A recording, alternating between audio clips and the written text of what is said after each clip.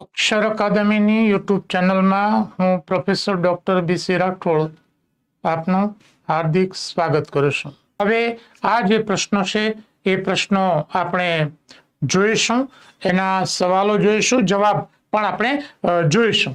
જોઈએ, પ્રથમ ક્વેશ્ચન છે, અમારો પક્ષ ચૂંટણીમાં અવશ્ય જીતશે. રાઈટ? એટલે આ જે છે એમાં તમારે ક્રિયા વિશેષણ શોધવાનું છે, એનો પ્રકાર. તો સૌથી પહેલા તો અવશ્ય જીતશે, અમારો પક્ષ અવશ્ય જીતે છે અથવા જીતશે, તો અવશ્ય એ ક્રિયા વિશેષણ છે અને એ નિશ્ચય દર્શાવે છે. એટલે આનો સાચો જવાબ એ સી છે, નિશ્ચયવાચક. જોઈએ પછીનો સવાલ, મહેરામણ એટલે દરિયો, એટલે સંયોજકનો પ્રકાર ઓળખાવો. એટલે અહીંયા સંયોજક છે. મહેરામણ નો અહીંયા અર્થ આપ્યો છે, પર્યાય આપ્યો છે, એટલે આ એટલે અહીંયા પર્યાયવાચક સંયોજક તરીકે વપરાયું છે. આ એનો સાચો જવાબ છે. પછીનો સવાલ છે, બસ બહુ થયું, હવે ઉદ્ગારવાચક બસ શું દર્શાવે છે? વાક્યમાં ઉદ્ગારવાચક શબ્દ છે, તો અહીંયા જે બસ તે શું દર્શાવે છે? તો અહીંયા એ ક્રોધ દર્શાવે છે, ગુસ્સો દર્શાવે છે કે બસ બહુ થઈ ગયો. પછીનો સવાલ છે, પ્રેરક વાક્ય ઓળખી બતાવો. હવે સવાલમાં જે પૂછ્યું હોય મિત્રો, એ સવાલ તમારે સમજવાનું કે પ્રેરક વાક્ય. તો પ્રેરક વાક્ય કોને કહેશું? કે જેમાં કર્તા બીજાની પાસે ક્રિયા કરાવે છે તે. તો અહીંયા જે છે, મદારીએ માંકડાને નચાવ્યું, એટલે કે મદારી માંકડા પાસે ક્રિયા કરાવે છે, તે પ્રેરક વાક્ય છે. જોઈએ ના પછીનો સવાલ, તું ઢાળ ઢોલ્યો, હું ગઝલનો દીવો કરું. કયો અલંકાર છે? તું ઢાળ ઢોલ્યો, હું ગઝલનો દીવો કરું. મિત્રો, એક બાબત તમારે ધ્યાનમાં રાખવાની છે કે જે અલંકાર અથવા જે સવાલનો જવાબ તમારે શોધવાનો છે, એ આપેલ ઓપ્શન પ્રમાણે તમારે જવાબ શોધવાનો છે. એટલે અહીંયા જે ઓપ્શન છે એમાંથી તો તમે જુઓ તો અહીંયા ઉત્પ્રેક્ષા નથી, ઉપમા નથી, તમે જોશો કે વ્યાજસ્તુતિ નથી, અહીંયા એ રૂપક અલંકાર છે. ગઝલનો દીવો એટલે ગઝલ રૂપી દીવો, ઉપમેય અને ઉપમાન વચ્ચે એક રૂપતા છે. જોઈએ પછીનો સવાલ, કઈ જોડણી સાચી છે? મિત્રો, આ શબ્દ ઘણી બધી પરીક્ષાઓમાં પૂછાઈ ગયો છે કે મહિલા કવિ માટે સાચો શબ્દ એ કવયિત્રી છે.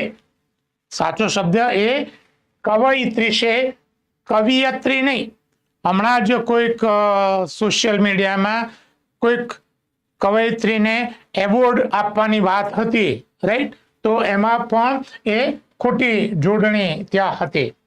પછીનો સવાલ છે, કઈ જોડણી સાચી છે? સામાજિકરણ, સામાજિકીકરણ.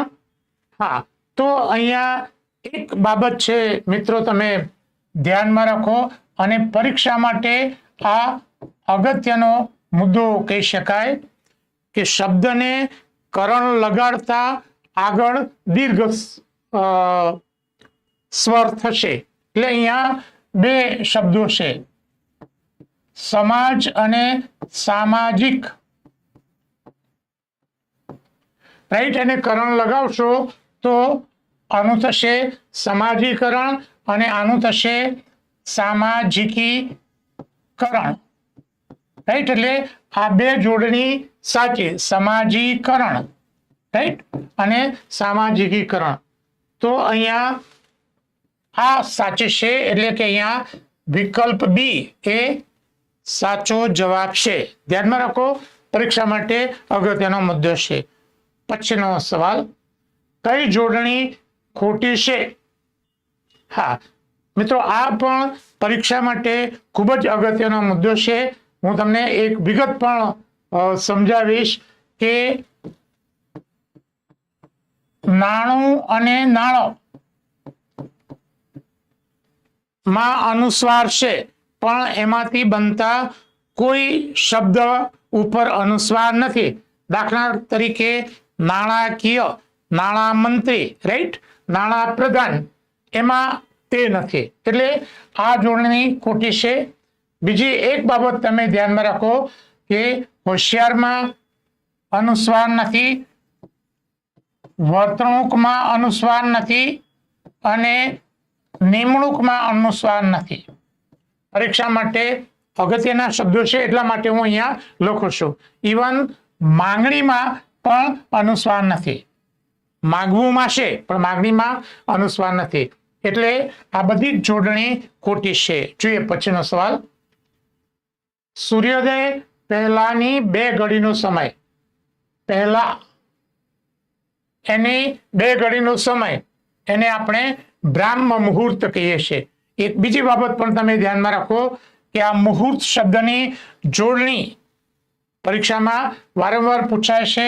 ખાસ કરીને આ શબ્દ તમે નોંધી લો, ખાત મુહૂર્ત, રાઈટ, પરીક્ષા માટે ખૂબ જ અગત્યનો શબ્દ છે. જોઈએ પછીનો સવાલ. ઘેર ઘેર માટીના ચૂલા, કહેવતનો અર્થ. ઘેર ઘેર માટીના ચૂલા, હવે તો ગેસ આવી ગયો છે એટલે ખરેખર કહેવત બદલવી પડે, પણ કહેવતનો અર્થ છે કે દરેક ઘરમાં કઈ ને કઈ કજિયા કંકાસ થાય જ. આ એનો જવાબ છે. પછીનો સવાલ. આડો આંક વાળો એટલે શું? એટલે કે મર્યાદા ઓળંગવી, છેવટની હદે જઈને વર્તવું. આ રૂઢિપ્રયોગનો સાચો અર્થ છે. કયો શબ્દ અલગ પડે છે? હા, હવે મિત્રો આ પ્રકારનો જે સવાલ છે જેને આપણે રિઝનિંગ કહેવું તો પણ કહી શકીએ, તો આમાં એકાદ 2 બાબતો હોય છે.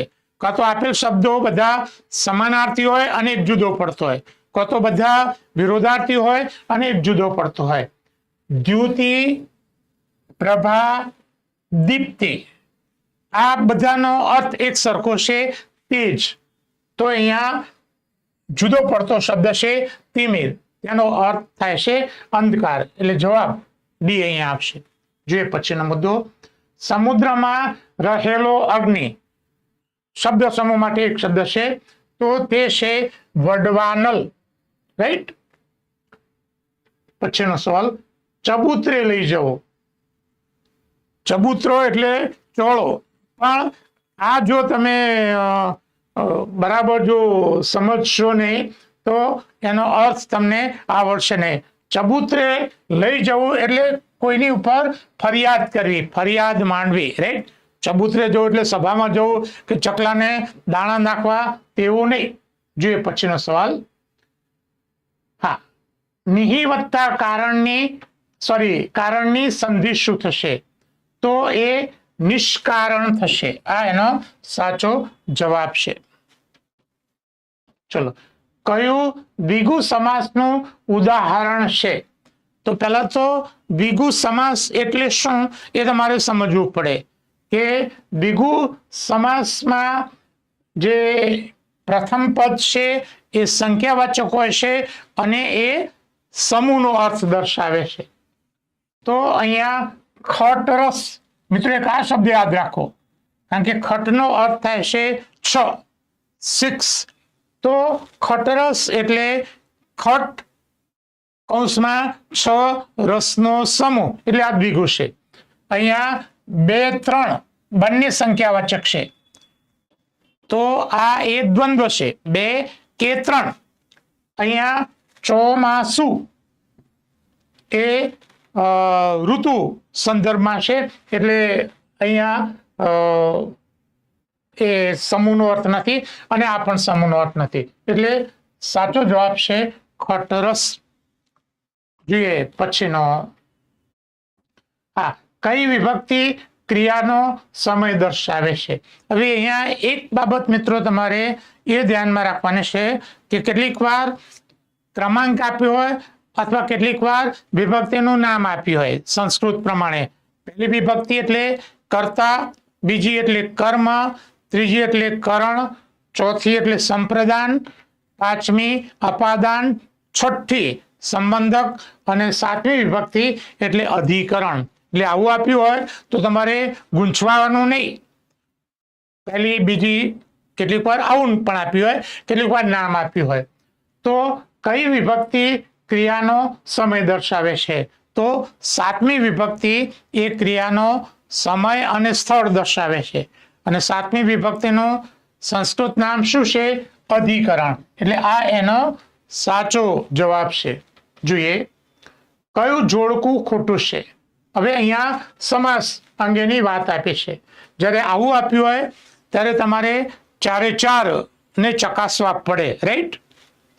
ગૃહસ્થ એટલે ઘરમાં રહેલ, ઉપપદ સમાસ. નવરંગી, નવ જેના રંગો છે તે, બહુવ્રીહી. વૃદ્ધાવસ્થા, વૃદ્ધ અવસ્થા, કર્મ ધરે. આ સાચું છે. એટલે નેચરલી આ ખોટું આવશે, પણ હું તમને એનો સાચો જવાબ કહું. શિલાલેખ, શિલા ઉપર કોતરેલો લેખ. એટલે આ તત્પુરુષ નહીં, પણ આ એ મધ્યમ પદલોપી છે.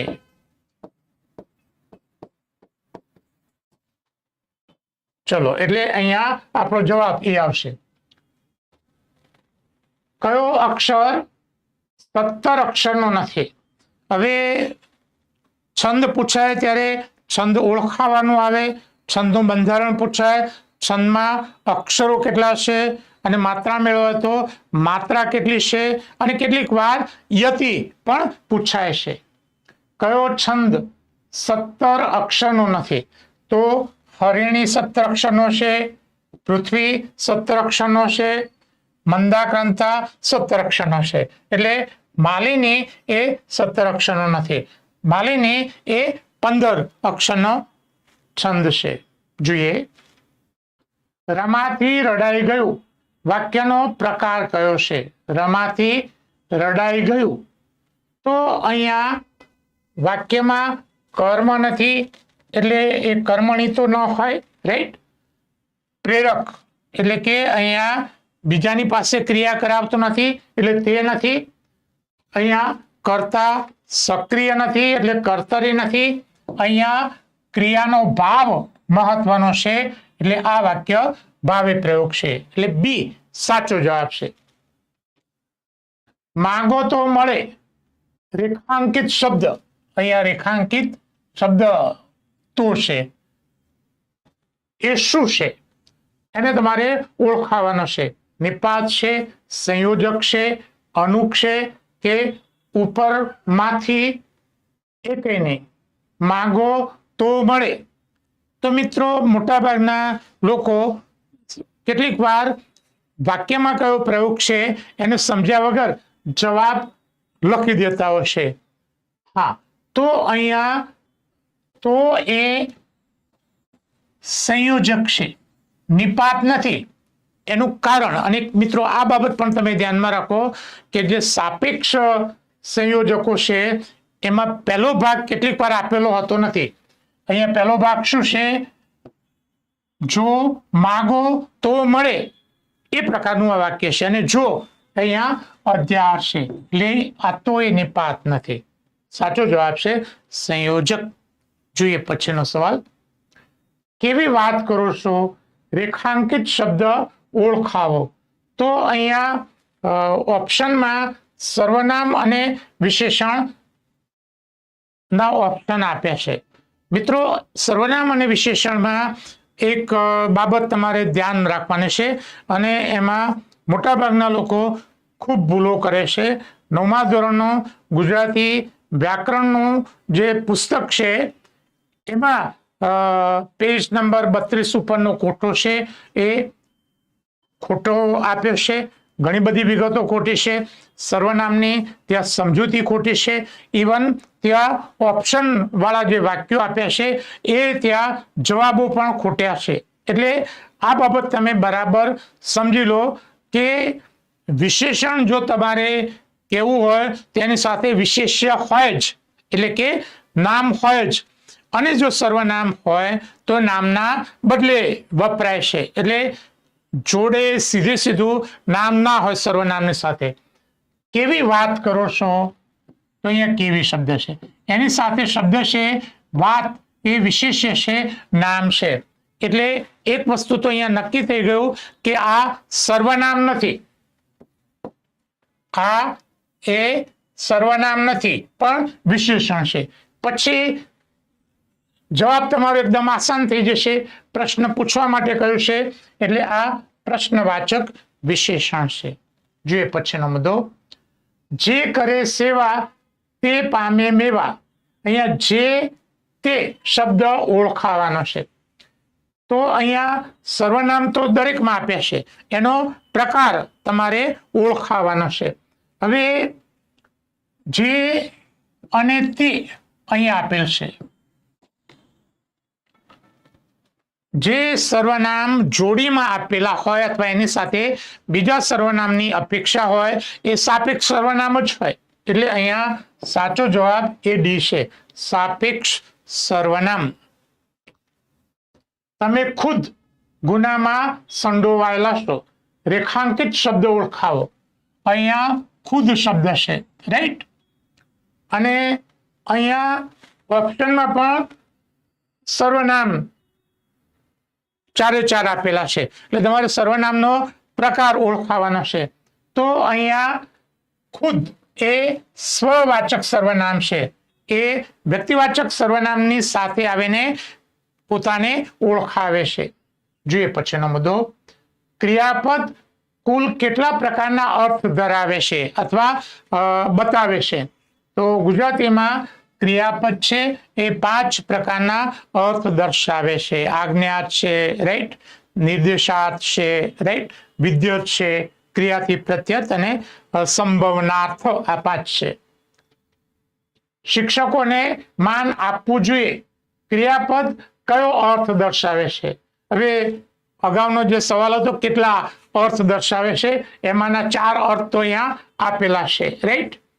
તો આમાંથી પ્રકાર આપણે દર્શાવવાનો છે. શિક્ષકોને માન આપવું જોઈએ. હવે જે ક્રિયાપદ છે એ કર્તવ્યનો અર્થ દર્શાવતો હોય, વિધિનો અર્થ તો એ વિદ્યર્થ કહેવાય. વિધિ એટલે શું કરવું શું ના કરવું તે. તો અહીંયા ક્રિયાપદ એ વિદ્યર્થનો અર્થ દર્શાવે છે. તું તેની સાથે ફરવા ન જઈશ. ક્રિયાપદ કયો અર્થ દર્શાવે છે? હવે ન જઈશ તો અહીંયા જઈશ એ ભવિષ્ય સાથે સંકળાયેલ છે, રાઈટ. એટલે અહીંયા આ બંને તો આવશે નહીં, રાઈટ. આ તમારે સીધી રીતે એ ડિલીટ થઈ જશે, નીકળી જશે, કારણ કે ત્યાં વર્તમાન છે. હવે અહીંયા રહ્યા 2, ભવિષ્ય આજ્ઞાત અને ભવિષ્ય નકારાત્મક આજ્ઞાત. તો અહીંયા ન જઈશ, તો અહીંયા સાચો જવાબ શું થશે? ભવિષ્ય નકારાત્મક આજ્ઞાત, સી. પછીનો સવાલ, નીચેનામાંથી કયો રૂપમેળ છંદ છે? રૂપમેળ એટલે અક્ષરમેળ, રૂપમેળ એટલે અક્ષરમેળ. હવે અહીંયા જોઈએ, સવૈયા માત્રામેળ, હરિગીત માત્રામેળ, ઝૂલણા માત્રામેળ, રાઈટ. માટે માલિની છે એ રૂપમેળ થશે. પછીનો સવાલ, વિદ્યુત કૃતંત બનાવવા ધાતુને કયો પ્રત્યય લાગે છે? મિત્રો, કૃદંત ઓળખાવો. કૃદંત શું દર્શાવે છે? કૃદંત માટે કયો પ્રત્યય લાગે છે એ પણ પરીક્ષા માટે અગત્યનો છે. તો વિદ્યુત કૃદંત બનાવવા માટે એને વ પ્રત્યય લાગે છે, એટલે આપણો સાચો જવાબ એ બી છે. પછીનો સવાલ, સંયોજકને પરંપરાગત રીતે કયા નામે ઓળખવામાં આવે છે? એટલે કે સંયોજકનું બીજું નામ શું છે? તો સંયોજકનું બીજું નામ ઉભયાન્વયી છે. અહીંયા નિયાતની પણ નિપાત આવે, રાઈટ. ચાલો પછીનો સવાલ, અહીં જમતા ત્યારે તો શરીરે ખૂબ સારા હતા. નિપાત ઓળખાવો. અહીં ત્યારે તો ખૂબ. મિત્રો, નિપાત ઓળખવા માટેની હું તમને એક સહેલામાં સહેલી ટ્રીક આપું જે કોઈ પુસ્તકોમાં નથી. અને આ ટ્રીક એ છે કે જે શબ્દને તમે કાઢી નાખો છતાં વાક્ય એનો અર્થ દર્શાવતો હોય એ શબ્દને આપણે નિપાત કહીશું. આ મિત્રો ઓળખવા માટેની ટ્રીક છે. જોઈએ, અહીં જમતા ત્યારે તો શરીરે ખૂબ સારા હતા. તો આમાંથી આપણે અહીં જમતા એટલે આ તો સ્થળ આપીશ એટલે રાખવું જ પડે. જમતા ત્યારે શરીરે ખૂબ સારા હતા. તો આ તો કાઢી નાખો તો પણ ચાલી જાય છે. એટલે આ વિકલ્પ એ આપણો સાચો જવાબ છે. નિપાત છે. પછીનો સવાલ, કઈ વિભક્તિ ક્રિયાનું સાધન દર્શાવે છે? અહીંયા સંસ્કૃત નામ અને પહેલી, બીજી, ત્રીજી એવું આપેલું છે. તો ત્રીજી વિભક્તિ એ ક્રિયાનું સાધન દર્શાવે છે. એટલે આપણો જે જવાબ છે એ ડી થશે. પછીનો સવાલ, બધા પેટ સારું વેટ કરે છે. તો અહીંયા સારું એ નામયોગી અવ્યય છે. તમારે એને ઓળખાવાનું છે કેવા પ્રકારનો છે. મિત્રો, વિભક્તિની જેમ જ નામયોગી અવ્યયો કામ કરે છે, પણ વિભક્તિ એ નામની સાથે કે પદની સાથે જોડાઈને આવે છે. નામયોગી અલગ લખાય છે. તો અહીંયા સારું, સારું એટલે માટે, હેતુ, તાદર્થ્ય. તો અહીંયા સારું એ તાદર્થ્યવાચક છે. એક બીજી વાત પણ મિત્રો કહી દઉં કે અહીંયા શબ્દ આપ્યો છે સારું. સારું એટલે માટે અને સારું એટલે સરસ. આ અર્થભેદ પણ ધ્યાનમાં રાખો, કોઈક વાર પરીક્ષામાં પૂછાય છે. જોઈએ પછીનો સવાલ, લાંબા જોડે ટૂંકો જાય, મરે નહીં તો માંદો થાય. આમાં કયો છંદ છે? ખૂબ જ જાણીતી એવી પંક્તિ છે કે આ ચોપાઈ છે. દરેકમાં 15 માત્રા છે. 15 માત્રાના 4 ચરણ જોઈએ, પરંતુ કેટલીક વાર 4ના બદલે 2 ચરણ જ પરીક્ષામાં પૂછતા હોય છે. પછીનો સવાલ, વાલા તારા વેણ સ્વપ્નમાં પણ સાંભળે. તો મિત્રો, આ પણ એક ખૂબ જ જાણીતા એવા છંદનું પરફેક્ટ કહી શકાય એવું ઉદાહરણ છે. અને દલપતરામની આ પંક્તિ છે. એમાં એ સોરઠો છંદ છે, એ તમે યાદ રાખો. વાલા તારા વેણ કે જેમાં પહેલા અને ત્રીજા ચરણમાં 11 માત્રા અને બીજા અને ચોથામાં 13 માત્રા આવે છે. દોહરો હોય તો આનાથી ઉલટું હશે. પહેલા અને ત્રીજામાં 13 અને બીજા અને ચોથામાં 11 માત્રા હોય છે દોહરામાં. પછીનો સવાલ છે, કન્યા નાની છે પણ રૂપાળી છે. તો અહીંયા રેખાંકિત શબ્દ પણ ને ઓળખાવાનો છે. તો પણ એ અહીંયા સંયોજક તરીકેનું કામ કરે છે. પછીનો સવાલ, તમે આવવાના હો તો કેવડાવજો. કેવા પ્રકારનું વાક્ય છે? સાદું, મિશ્ર, સંકુલ અને કર્મણી. તો મિત્ર, અહીંયા જો સાદા વાક્યની ઓળખ એ છે કે જેમાં એક જ ઉદ્દેશ્ય હોય અને એક જ વિધેય હોય. એટલે કે લગભગ એમાં એક જ ક્રિયાપદ આપેલું હોય. અહીંયા આવવાના અને કેવડાવજો 2 આપ્યા છે, એટલે આ તો નહીં આવે. પછી મિશ્ર, કર્મણી અને સંકુલ. તો મિશ્ર અને સંકુલ વાક્ય ઓળખવા માટેની ટ્રીક એ છે કે એમાં કેવા પ્રકારનું સંયોજક આપેલું છે. અહીંયા વચ્ચે તો આપ્યું છે, તો આગળ જે જો છે એ અહીંયા ધ્યા છે. જો તમે આવવાના હો તો કેવડાવજો એ સંકુલ વાક્ય છે. મિત્રો, યાદ રાખો, જે વાક્યમાં આ પ્રકારના સાપેક્ષ સંયોજકો આપ્યા હોય અથવા સહસંબંધવાચક, જો, તો, જ્યારે, ત્યારે, તો એ બધા સંકુલમાં આવશે. જોઈએ પછીનો, એટલે આપણો જવાબ એ બી થશે. જોઈએ પછીનો મુદ્દો, કયા વાક્યમાં માત્ર એક જ ઉદ્દેશ્ય અને એક જ વિધેય હોય છે? હમણાં જ આપણે જોયું કે જે સાદું વાક્ય હોય છે એમાં એક જ ઉદ્દેશ્ય અને એક જ વિધેય હોય છે, એટલે એ સાચો જવાબ છે. પછીનો સવાલ છે, શિક્ષક વિદ્યાર્થીને નિબંધ લખાવે છે, વાક્યનો પ્રકાર જણાવો. આપણે પ્રકાર જ્યારે જણાવવાનો હોય ત્યારે ઓપ્શન છે, એ ઓપ્શનને જ આપણે ચકાસવાના છે. અહીંયા શિક્ષક એ જાતે કામ કરતો નથી. અનેક મિત્રો વાક્ય ઓળખાવા માટેની આ રીતના આપી હોય, ખાસ કરીને કર્તરી, કર્મણી, પ્રેરક કે ભાવે પ્રયોગ પૂછાયું હોય ત્યારે તમારે એ બાબત ધ્યાનમાં રાખવાની છે કે કર્તા જો બીજાની પાસે ક્રિયા કરાવે તો એ વાક્ય પ્રેરક જ હોય. શિક્ષક વિદ્યાર્થીને નિબંધ લખાવે છે તો એ આ પ્રેરક છે. અને એ પ્રેરક વાક્યની એક બીજી ઓળખ તમને આપું કે જે ક્રિયાપદ છે એને ઘણી વખતે આવ પ્રત્યે લાગેલો હોય છે, જેમ કે લખે છે અને લખાવે છે. પછીનું વાક્ય, અનુષ્ઠાનનો સંધિ વિગ્રહ થશે. તો અહીંયા એનો સાચો સંધિ વિગ્રહ એ અનુષ્ઠાન થશે. આ જે સસલાનો સ છે એનો ષટકોણનો સ થાય છે અને આ જે છે ઠ એનો ત્યાં ઠ થાય છે. રાઈટ, આ ધ્યાનમાં રાખો. પછીનો મુદ્દો, મહેન્દ્રનો સંધિ વિગ્રહ શું થશે? હવે મિત્રો આ શબ્દ એક એવો છે કે અહીંયા બે વિકલ્પોને આપણે સાચા આપવા પડે તેવું છે. તેનું કારણ તમને કહું.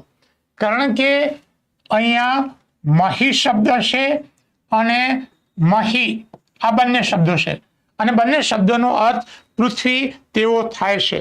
એકાદ પરીક્ષામાં આ પૂછાયેલો વાક્ય મેં લીધું છે, એટલે અહીંયા હકીકતમાં આ પણ સાચું આપી શકાય અને આ પણ સાચું આપી શકાય. એટલે આ મુદ્દો તમારે થોડોક ધ્યાનમાં રાખવાનો છે. ખરેખર તો આવું વાક્ય ન હોવું જોઈએ, પણ અગાઉની કોઈક પરીક્ષામાંથી લીધું છે, એટલે તમારા ધ્યાન ખાતર આવું જો પૂછાય તો આ બંને જવાબો સાચા છે. પછીનો મુદ્દો છે, કયા સમાસમાં પૂર્વપદ સંખ્યાવાચક વિશેષણ હોય છે? મિત્રો સમાસ ઓળખાવાનું પણ પૂછાય અને સમાસની વ્યાખ્યાને લગતા મુદ્દા પણ પૂછાય. તો અહીંયા તમે જોશો કે જે દ્વિગુ સમાસ છે એ દ્વિગુ સમાસનું પૂર્વપદ છે એ હંમેશા સંખ્યાવાચક વિશેષણ હોય છે. જોઈએ પછીનો મુદ્દો, હિમગીરી જેવી પાઘડી તારી કયો અલંકાર છે? એક તો હિમગીરી અને પાઘડી બંને વચ્ચે સરખામણી છે અને સરખામણી માટેનો અહીંયા શબ્દ જેવી આપેલ છે, એટલે આ એ ઉપમા અલંકાર છે. સાચો જવાબ એ છે. કાયા પાણીનો પરપોટો કયો અલંકાર છે? કાયા પાણીનો પરપોટો. મિત્રો એક બાબત મેં નોંધી છે, હું 2001 થી ભણાવું છું, પણ જે રૂપક અલંકાર છે એ અલંકારમાં છોકરાઓ હજુ પણ ગોથા ખાય છે. અને આજની તારીખે પણ હું મારા ક્લાસમાં કહું છું જ કે રૂપક અલંકાર ઓળખવામાં વિદ્યાર્થીઓ વીક પડે છે. એ માટેની એકાદ બે ટ્રિક્સ તમને હું અહીંયા આપી દઉં, થોડુંક તમે ધ્યાનમાં રાખો. પહેલી બાબત તો એ છે કે ઉપમેય અને ઉપમાનની સરખામણી હોય અને સરખામણી સૂચક શબ્દ આપેલ ના હોય. એટલે કે કાયા પાણીનો પરપોટો, એટલે કે કાયા પાણીનો પરપોટો, તો અહીંયા સરખામણી સૂચક શબ્દ નથી, એટલે આ રૂપક અલંકાર થશે. જવાબ આપણો ડી છે. બીજી બાબત હું તમને સમજાવું કે કેટલીક વાર જે કર્મધારય સમાસ દર્શાવતા જે શબ્દો છે એ પણ આપેલા હોય તો પણ રૂપક થાય. દાખલા તરીકે સંસાર સાગર મહાજર ભળ્યો, સંસાર સાગર મહાજર ભળ્યો, તો આ પણ રૂપકનું ઉદાહરણ છે. અને ત્રીજી ટ્રીક તમને આપું તે છે કે છઠ્ઠી વિભક્તિનો ત્યાં પ્રત્યય લાગેલો હોય, જેમ કે કાયા પાણીનો પરપોટો, છઠ્ઠી વિભક્તિનો પ્રત્યય ત્યાં લાગેલો હોય. કોઈ વિદ્યાર્થી અથવા કોઈ યુવક એમ કે તું મારા હૈયાનો હાર છે, તે રૂપક થયો, હૈયાનો હાર, રાઈટ. ચલો પછીનું ઉદાહરણ, જીવ પડીકે બંધાવો એટલે શું? આ રૂઢિ પ્રયોગ છે. એટલે જીવ પડીકે બંધાવો એટલે મૂંઝવણ અનુભવી, બેચેની અનુભવી, એટલે સાચો જવાબ એ સી થશે. જોઈએ પછીનું ઉદાહરણ, કાને વાત પહોંચી જવી, કાને વાત પહોંચી જવી, અગમચેતી રાખવી, વ્યવસ્થા કરવી, કાન બબેરડી કરવી. તો સાચો જવાબ છે એ બાતમી મળી જવી. પોલીસ રેડ પાડવા જાય અને એ લોકોને જો કાને વાત પહોંચી જાય તો માલ બધો આગો પાછો કરી દે, રાઈટ. એટલે બાતમી મળી જવી. ગરજ ગાંઠે ને વિદ્યા પાઠે કહેવતનો શું અર્થ થાય છે? એટલે કે ગરજ ગાંઠે અને વિદ્યા પાઠે, એટલે કે જે હાજર હોય એ જ કામમાં આવે, એટલે હાથમાં હોય તે જ કામનું. સાચો જવાબ એ ડી છે. ઘેર ઘેર ભીખ માગવી માટે એક શબ્દ. મિત્રો આપણે જે પ્રશ્નો સિલેક્ટ કર્યા છે એ પ્રશ્નોમાં લગભગ બધા જ મુદ્દા આવરી લીધા છે. અહીંયા શબ્દ સમૂહ માટે એક શબ્દ છે. તો ઘેર ઘેર ભીખ માગવી એના માટે મધુકરી શબ્દ છે. મિત્રો યાદ રાખો, માધુકરી પણ ચાલી શકે, આ શબ્દ પણ એ જ અર્થ દર્શાવે છે. પછીનો સવાલ છે, સંબોધનમાં અલ્પ વિરામની જગ્યાએ કયું વિરામ ચિહ્ન મૂકી શકાય? એટલે કે સંબોધનમાં આપણે કોઈને આ રીતના અલ્પ વિરામ છે તો એની જગ્યાએ આપણે ગુરુ વિરામ ચિહ્ન મૂકી શકીએ, એટલે આપણો સાચો જવાબ એ સી છે. હા, દામિની, હા, શબ્દોની પણ શબ્દનો અર્થ, રાઈટ, એક શબ્દ છે. સમાનાર્થી શબ્દ કયો છે? તો દામિનીનો સમાનાર્થી શબ્દ એ વીજળી છે. એટલે હજુ સુધી જો તમે અમારી ટેલિગ્રામ ચેનલ જોઈન ન કરી હોય તો એ ટેલિગ્રામ ચેનલ તમે જોઈન કરી દેજો. જે વિદ્યાર્થીઓ 5-7 માર્ક્સ માટે રહી જાય છે એમના માટે મારી જે ટેલિગ્રામ ચેનલ છે એ સંજીવની રૂપ પુરવાર થશે, એ તમને ઉપયોગી પુરવાર થશે. કારણ કે કેટલાક પ્રશ્નો જે પુસ્તકોમાં ના હોય એ મુદ્દા હું મારી ટેલિગ્રામ ચેનલમાં મૂકું છું. વિગત આજનો વિડીયો આપને પસંદ આવ્યો હોય તો એને લાઈક કરીને શેર કરવાનું ભૂલતા નહીં. અને વિશેષ હજુ સુધી જો તમે અમારી આ ટેલિગ્રામ ચેનલ જોઈન ન કરી હોય તો તમે જોઈન કરી દેશો.